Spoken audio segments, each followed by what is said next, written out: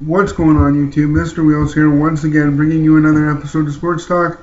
Alright, this is the second video I've made tonight because it's time to tee up the gold medal game in the 2014 Olympics in Sochi. This is for men's ice hockey. It'll be between Canada and Sweden. Now, let's recap the semifinals for a second. Sweden was down 1-0 in the second period to Finland earlier today, and by the end of the second period they were leading 2-1, and that ended up being the final score. They came back, scored two unanswered goals against a tough test in the Finns, and I think they're ready to play Canada. I think they're probably the biggest dark horse of this tournament. I think a lot of people thought that, the Russians or the U.S. may have been on a crash course to meet the Canadians in the gold medal game, but for some reason I think a lot of times Sweden gets overlooked because there's other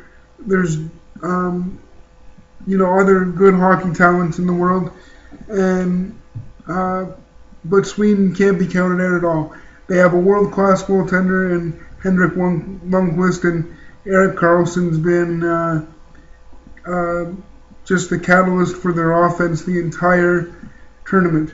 Now, let's talk about Canada for a second.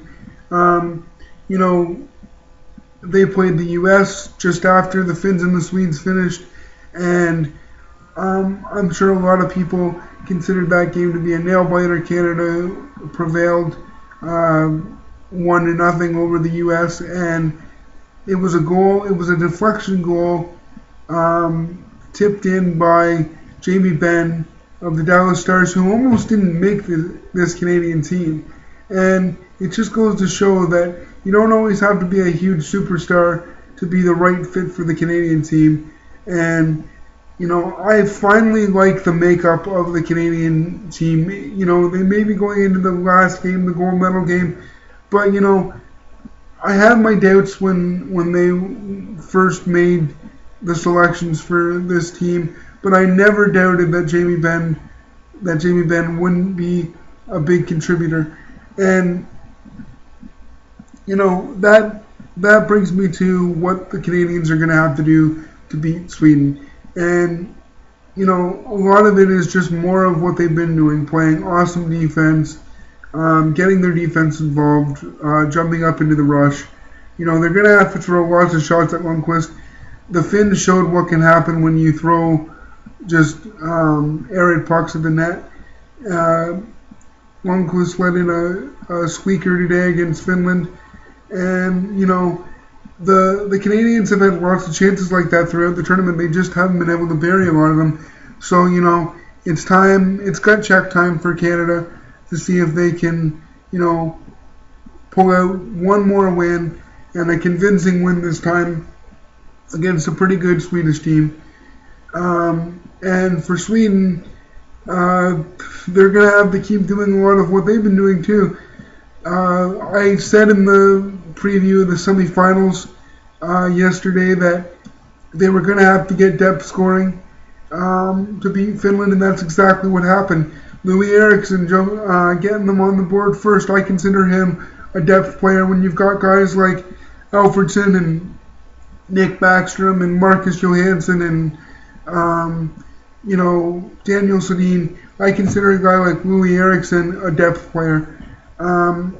And he's been stepping up the last couple games and helping them out. Obviously, a strength for Sweden is Erik Karlsson, being the big offensive juggernaut that he is, and Henrik Lundqvist. I think against Canada, he's going to have to stand on his head. Now that Canada's beaten the U.S., I give the goaltending edge to Carey Price. Defensively, on paper, I'm going to say these teams are evenly matched. There is no edge. And offensively, I think the offensive edge goes to Canada on the condition that they actually bury their chances in this game, and you can't count Sweden out at all. As for my prediction, I usually don't like to do predictions, but again, we're talking about countries here. This is the Olympics. I'm going with Canada. They are going to repeat as gold medal champions, and they're going to do it. They've already done it on their home ice, so it's time to do it, defend it abroad. So with that, I would ask you to please like up this video and tell me what you think. Like, subscribe, let's go Canada, and I'll see you next time.